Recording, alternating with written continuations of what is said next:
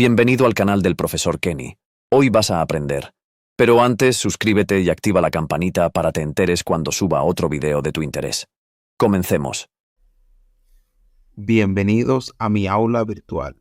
Hoy vamos a aprender acerca de los circuitos eléctricos. Circuitos eléctricos resistivos.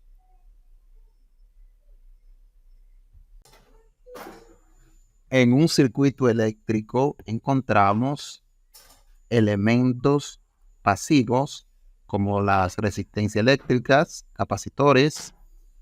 Encontramos elementos activos como las fuentes de voltaje, fuentes de corriente. Y estas son ramas.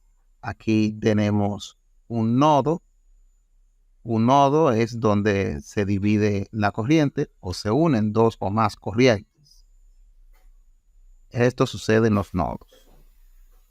Aquí observamos resistencia 1, que está en serie con la R2 y R3. Estas dos últimas están en paralelo.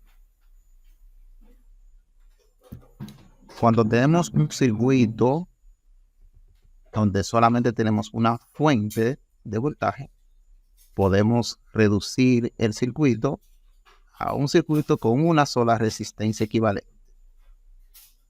Y para ello necesitamos saber cómo sumar la resistencia en paralelo y cómo sumar la resistencia en serie. Veamos el siguiente ejemplo. Vamos a suponer que tenemos este circuito.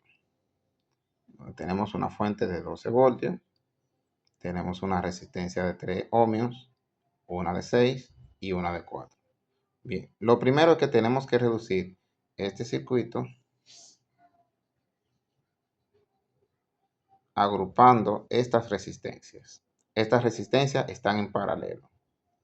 Vamos a sumarla en paralelo. Para eso haremos lo siguiente. Bien, lo que haremos es sustituir por una resistencia equivalente. Esta resistencia equivalente será igual al inverso de la suma de las resistencias que estaban, pero al inverso. O sea, la suma de las inversas de las resistencias que teníamos. Teníamos una de 6 y una de 4. O sea que vamos a tener un sexto más un cuarto. Y esa suma será nuestra resistencia equivalente. Tenemos entonces 24, 4 más 6, porque el 24 sería como un divisor de estos dos. Por lo tanto, al final esto me daría 2.4 ohmios, o sea, 24 sobre 10. Esta sería mi resistencia equivalente. Bien, ahora tengo un circuito en serie. Hemos pasado de tener un circuito mixto a tener un circuito en serie, porque reducimos el grupo que estaba en paralelo por una resistencia equivalente, que es esta que tenemos aquí. Bien, ahora las resistencias en serie se suman como sumar plátanos, batatas o yuca.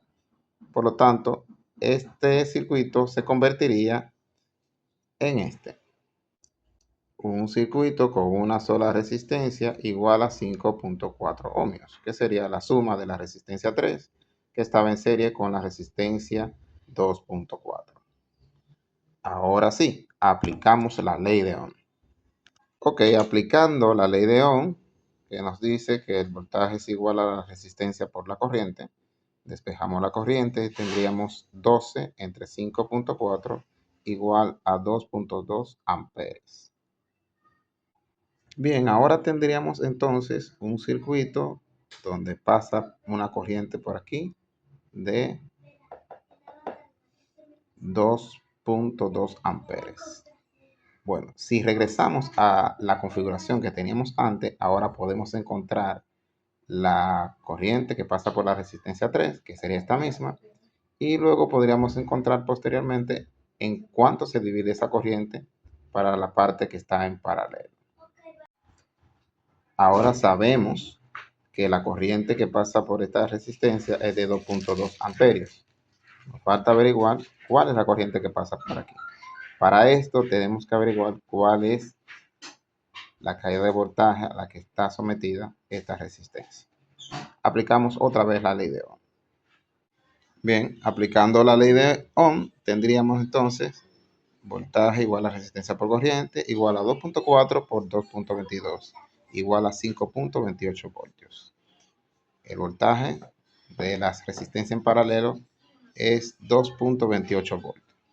Como se pueden fijar, la corriente que pasa por aquí es la misma que pasa por aquí.